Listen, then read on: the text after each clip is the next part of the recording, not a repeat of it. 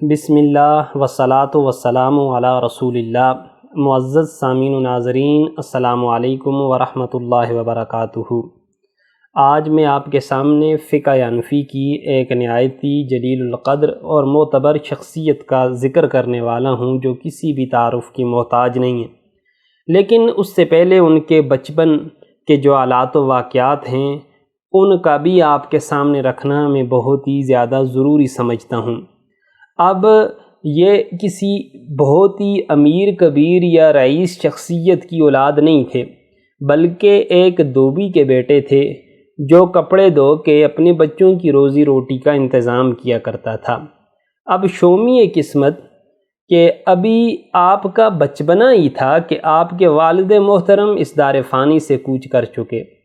اب گھر میں صرف ایک آپ رہ گئے اور ایک آپ کی بوڑھی والدہ رہ گئیں۔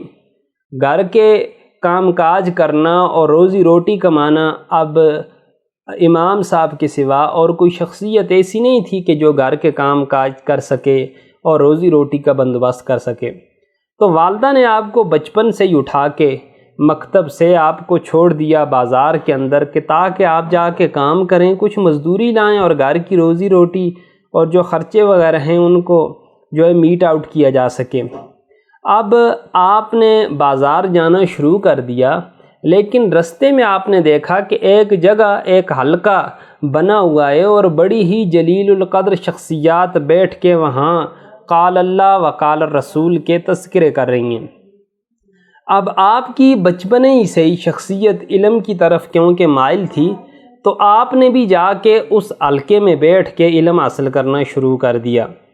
ایک دن آپ گئے، علم حاصل کیا، شام کو واپس گھر آئے، ماں نے پوچھا کیا لائے ہو؟ کہا میں تو کچھ نہیں لایا، میں تو سارا دن قال اللہ و قال الرسول کی صدائیں سنتا رہا۔ دوسرا دن اسی طرح گزرا، یہاں تک کہ تیسرا دن آ گیا۔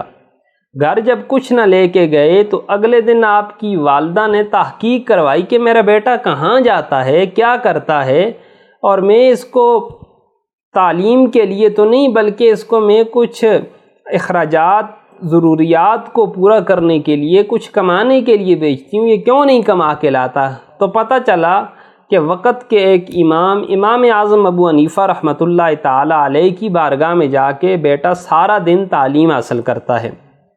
تو آپ نے اپنی لاٹھی پکڑی اور امام صاحب کے جو درس تھا اس کے اندر آپ تشریف لے آئیں۔ امام صاحب درس قرآن، درس حدیث اور فقہ کے مسائل اپنے طلباء کو ازبر کروا رہے تھے کہ وہ بڑھیا آ کے کہنے لگی کہ تم کیوں میرے بیٹے کا بیڑا غرق کر رہے ہو؟ اے ابو حنیفہ، تو بڑی مالدار شخصیت ہے، لیکن میرا بیٹا ایک دھوبی کا بیٹا ہے، ماں اس کی بیوہ ہے، بچہ یتیم ہے اور اس کی کمانے کی عمر ہے، اور تم کہاں اس کو جو ہے ضائع کر رہے ہو؟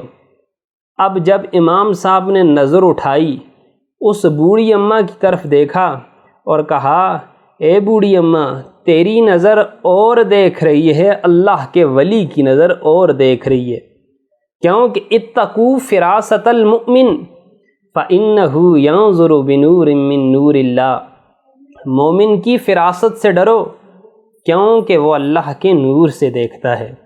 بوڑھی اماں نے حیران ہو کے پوچھا آپ کی نظر کیا دیکھ رہی ہے کہ یہ دھوبی کا بیٹا کیا ہے اور کیا بن جائے گا؟ فرمایا اماں، میری نظر یہ دیکھ رہی ہے کہ ایک وقت آنے والا ہے، میں تیرے بیٹے کی اس حالت کا مشاہدہ کرنا ہوں کہ ایک دسترخوان سجا ہوگا۔ دسترخوان کس کا ہوگا؟ وقت کے بادشاہ اور خلیفہ کا۔ اس کے اوپر ایک نہایتی لذیذ قسم کا فالودہ رکھا ہوا ہوگا جو کہ پستے کے تیل میں بنایا گیا ہوگا، اور وہ ڈونگے جس برتن کے اندر رکھا ہوا ہوگا وہ فیروزے کا برتن ہوگا، اور تیرا بیٹا بادشاہ کے ساتھ بیٹھ کے اس فلودے کو کھا رہا ہوگا۔ تو اماں جی نے آگے سے جو جواب دیا وہ یہ تھا کہ انکا شیخ، کہ اے امام، مجھے لگتا ہے کہ تو بہت زیادہ بوڑھا ہو گیا ہے اور بے کی اور بے عقلوں جیسی باتیں کر رہا ہے کہ ہماری کیا حالت کہ مال کا دروازہ تک نہیں دیکھا، اور تو کہہ رہا ہے کہ بادشاہ اپنے دسترخوان کے اوپر اپنے ساتھ بٹھا کے ہمیں میرے بیٹے کو کھانے کھلائے گا، فلودے کھلائے گا، یہ کیسی باتیں کر رہے ہو؟ کہا اللہ کے ولی نے بات کر دی ہے، اب کاتب تقدیر نے یہ لکھ دیا ہے اور یہ بات اماں جی ہو کے رہے گی۔ لیل و نہار گزرتے گئے، یہاں تک کہ امام اعظم ابو حنیفہ رحمۃ اللہ تعالی علیہ بھی فوت ہو گئے۔ اب یہاں سے ایک تاریخ نے کروٹ لی، اور وہ شخصیت جو پہلے گمنام تھی، جس کا نام نامی اسم گرامی ابو یوسف تھا، جو بعد میں امام صاحب کے سب سے بہترین شاگرد کہلائے اور امام ابو یوسف رحمۃ اللہ تعالی علیہ کے نام سے موسوم ہوئے۔ اب امام صاحب کی جو دعا تھی، آپ نے جو پیشن گوئی فرمائی تھی، اس کے پورا ہونے کا وقت آ گیا۔ وقت کا خلیفہ ہارون رشید ہے، اپنی بیوی سے بڑا پیار کرتا ہے اور بڑی محبتوں کا اظہار کرتا ہے، لیکن ایک دن ایسا ہوا کہ اپنی بیوی کے ساتھ اس کی ان بن ہو گئی، لڑائی ہو گئی، تو اس نے اس کو شرطیہ 3 طلاقیں دے دیں۔ اس نے کیا الفاظ استعمال کیے؟ کہا کہ اگر آج رات کے آنے تک میری بیگم تو میری سلطنت کی حدود سے باہر نہ نکلی تو تجھے 3 طلاق۔ اب تھوڑی دیر بعد جب خلیفہ کا غصہ ٹھنڈا ہوا تو اس کو جان کے لالے پڑ گئے کہ میں کیا کہہ بیٹھا ہوں، تو فوراً علماء کی میٹنگ اس نے کال کی، علماء کو بلایا، ان کے سامنے یہ مسئلہ رکھا۔ بڑے زیرک، بڑے دانا، بڑے سینئر قسم کے علماء اور مفتیان کرام اس محفل کی زینت بنے۔ سب نے یہی رائے دی کہ اے خلیفہ، جو ہی رات آئے گی تو تیری بیوی کو طلاق ہو جائے گی، لیکن ہاں ایک صورت ہے۔ کہا کیا صورت؟ کہ تم اپنی مملکت کی حدود سے اپنی بیوی کو اگر باہر نکال دو تو پھر طلاق واقع نہیں ہوگی۔ اب اس کی جو مملکت تھی، یہاں پنجاب تک، کشمیر تک، آدھی دنیا کے اوپر خلیفہ حکومت کر رہا ہے، اور اتنا جدید دور بھی نہیں کہ وہ جہازوں کے ذریعے یا ہیلی کاپٹرز کے ذریعے یا تیز ترین بسز یا اسی طرح پراڈوز کے ذریعے وہ اپنی بیوی کو اپنی مملکت سے باہر بھیج دے، یہ تو اس کے لیے ممکن ہی نہیں تھا۔ اب اس نے کہا کہ اس کے علاوہ کوئی اور حل؟ علماء نے کہا اس کے علاوہ تو کوئی اور حل نہیں۔ جلدی سے اس کے ذہن میں خیال آیا کہ امام اعظم ابو حنیفہ رحمۃ اللہ تعالی علیہ، اللہ نے آپ کو بڑی فقاہت عطا فرمائی تھی، شاید آپ کا کوئی شاگرد ایسا ہو جو میرے اس مسئلے کو سالو کر سکے۔ کہا ابو حنیفہ کا کوئی شاگرد ہمارے ہاں موجود ہے؟ تو لوگوں نے کہا اور تو کوئی نہیں، ہاں ایک بے نام سا شخص ابو یوسف جس کا نام ہے وہ موجود ہے۔ کہا فوراً اس کو میری مجلس کے اندر پیش کیا جائے۔ فوراً امام اعظم ابو حنیفہ کے شاگرد رشید امام ابو یوسف رحمۃ اللہ تعالی علیہ کو دربار کے اندر پیش کیا جاتا ہے۔ اب جب دربار میں پیش کیا جاتا ہے تو اس سے پہلے امام ابو یوسف کے ساتھ ایک اور کہانی بھی منسلک ہے جو کہ آپ کے پڑوسی کی ہے۔ آپ کا پڑوسی ایک یہودی تھا اور بڑا مالدار اور امیر و کبیر آدمی تھا۔ اس وقت کا ایک دستور تھا کہ جو امیر لوگ ہوا کرتے تھے وہ پالکی کا استعمال کیا کرتے تھے، یعنی وہ ایک سواری ہوتی تھی جس کو 4 غلام اپنے کندھوں کے اوپر اٹھایا کرتے تھے، کیونکہ جو شہر وغیرہ تھے ان کی گلیاں تنگ ہوا کرتی تھیں تو اندر گھوڑے وغیرہ نہیں جا سکتے تھے یا بگیاں وغیرہ نہیں جایا کرتی تھیں، تو اس طرح جو امیر و کبیر لوگ ہوا کرتے تھے ان کے غلام اپنے آقاؤں کو اٹھا کے ان کے گھروں تک پہنچایا کرتے تھے، اور جو غریب غربا ہوا کرتے تھے وہ پیدل سفر کیا کرتے تھے۔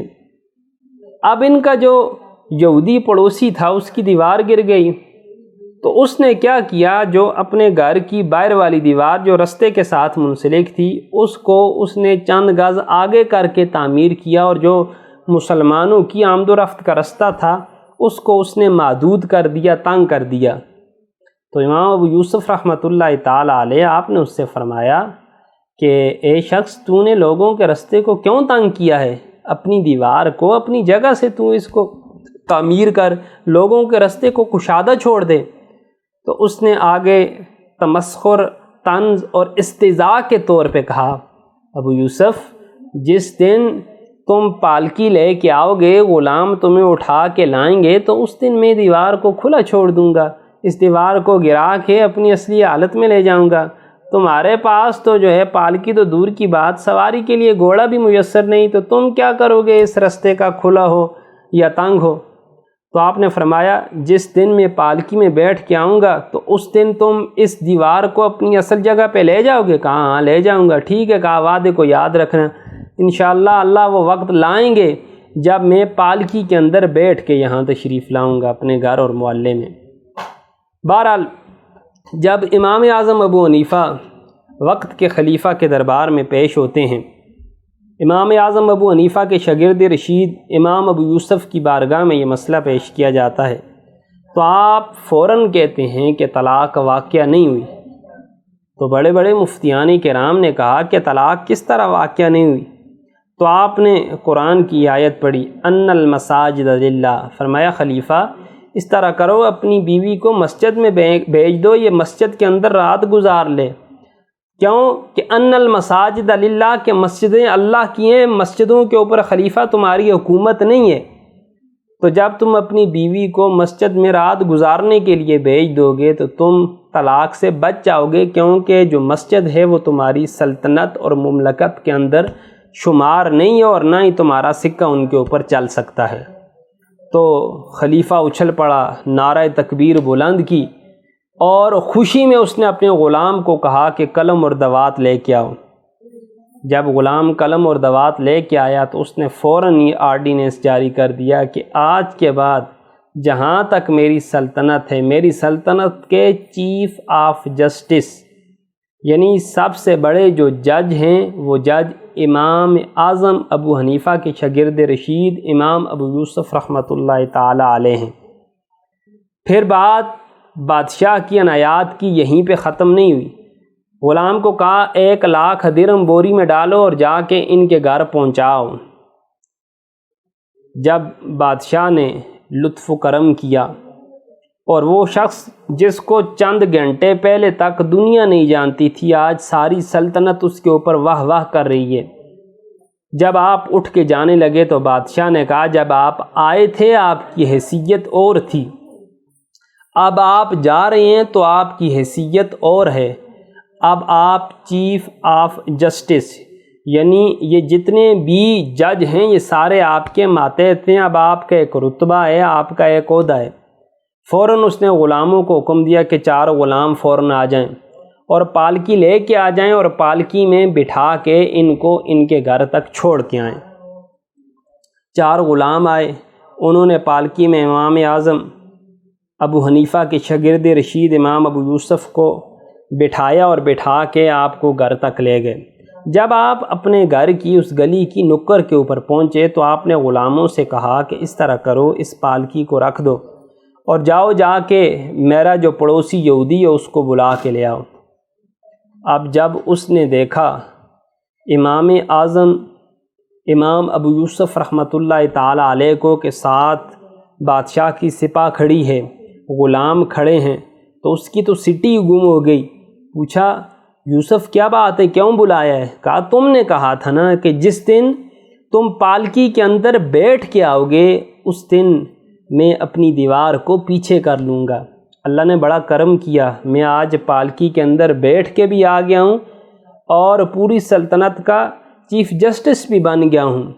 اب تم اس طرح کرو کہ میرے رستے کو کھلا چھوڑ دو، دیوار کو اپنی اصلی حالت پہ، اصلی جگہ پہ واپس لے جاؤ تاکہ میرے جو غلام ہیں اس پالکی کو بآسانی اور باسہولت میرے گھر تک پہنچا سکیں۔ تو اس نے کہا میں آپ کے حکم کی تعمیل کرتا ہوں، اور فوراً اس نے مزدور لگا کے دیوار کو توڑوا کے اپنی جگہ پہ کیا، اور امام اعظم امام ابو یوسف رحمۃ اللہ تعالی علیہ کے جو پالکی اٹھانے والے تھے انہوں نے اس تنگ رستے کے بجائے وسیع رستے سے پالکی جو ہے ان کے گھر تک پہنچائی۔ یہ ہے دین کی برکت کہ جو بندہ دین حاصل کرتا ہے اور اللہ والوں سے حاصل کرتا ہے، صحیح العقیدہ لوگوں سے حاصل کرتا ہے، تو ان کے منہ سے نکلی ہوئی بات کو اللہ تعالیٰ ہو بہو نہ صرف پورا فرماتے ہیں بلکہ ساری دنیا کے سامنے اس بندے کی عظمتوں کے ڈنکے بجا دیتے ہیں۔ اللہ اللہ کیے جانے سے اللہ نہ ملے، اللہ اللہ کیے جانے سے اللہ نہ ملے، یہ اللہ والے ہیں جو اللہ سے ملا دیتے ہیں۔ اللہ پاک ان لوگوں کی سیرت کے اوپر ہم سب کو چلنے کی توفیق عطا فرمائے۔ وما علینا الا البلاغ المبین۔